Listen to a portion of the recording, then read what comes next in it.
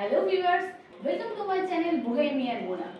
আরও একটা নতুন ভিডিও নিয়ে, পুজো পরিক্রমার একটা সুন্দর ভিডিও নিয়ে এসে গিয়েছি আজকে আমরা ঘুরবো ঠাকুরিয়া এবং যোধপুর পার্কের দিকটায়। সেখানে কোন কোন প্যান্ডেল হয়েছে, তাদের থিম কি এবং কেমন লাগছে প্যান্ডেলগুলোকে, এবং দুর্গা মায়ের মূর্তি বা কেমন হচ্ছে, সবটুকু থাকবে পুরো ভিডিওটা দেখতে থাকুন।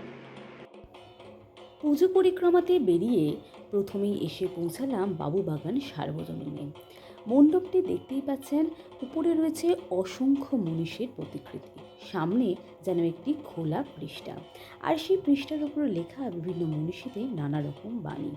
আস্তে আস্তে দর্শনার্থীদের ভিড় জমতে শুরু করেছে। বৃষ্টিকে উপেক্ষা করেই বেরিয়ে পড়েছেন বহু মানুষ। এবার আমরা ধীরে ধীরে প্রবেশ করব মণ্ডপের মধ্যে, দেখব মণ্ডপটিকে কেমনভাবে সাজানো হয়েছে। মণ্ডপের উপরে রয়েছে বিভিন্ন বাংলা শব্দ, প্রতিটি শব্দের কিন্তু এক একটি মানে আছে, এবং অদূরে দাঁড়িয়ে রয়েছেন মা দুর্গা। মা দুর্গার মণ্ডপ সমেত প্রতিকৃতি ভীষণই সুন্দর।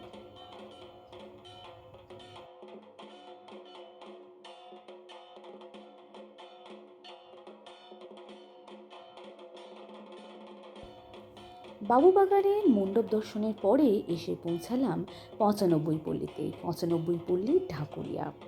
এই মণ্ডপটিও সাজানো হয়েছে একটু অন্যরকমভাবে।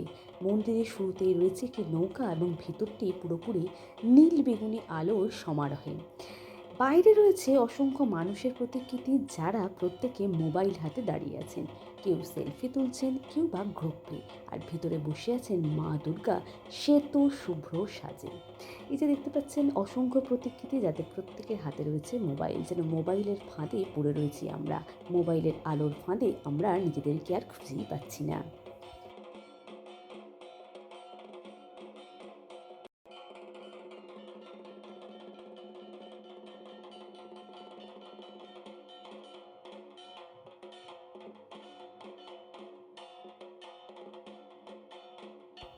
পঁচানব্বই পল্লীর মাতৃমূর্তি দর্শনের পরে গুটি গুটি পায়ে এসে পৌঁছালাম যোধপুর পার্কে। যোধপুর পার্কের যেটি একটি মণ্ডপ, সেটা আদতে বোঝাই যাচ্ছে না, যেন মনে হচ্ছে কোন এক পল্লী সমাজে এসে পড়েছে, যেখানে রয়েছে টিনের চাল, যেখানে রয়েছে টালির চাল, এবং কিছু জানালা দরজা প্লাইয়ের তৈরি।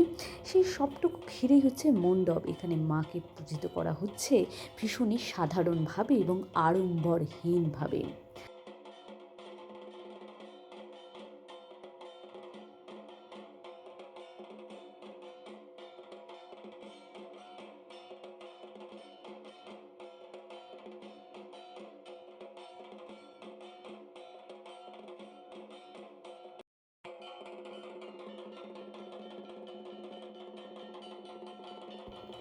যোধপুর পার্কের মূল মণ্ডপের সঙ্গে আরও একটি দুর্গা প্রতিমাকে রাখা হয়। প্রত্যেক বছর যে প্রতিমা তৈরি হয় কুরকুরের দ্বারা, এবছরও সেই প্রতিমা তৈরির কাজ চলছে এবং সম্পন্ন হতে কিছুক্ষণ বাকি।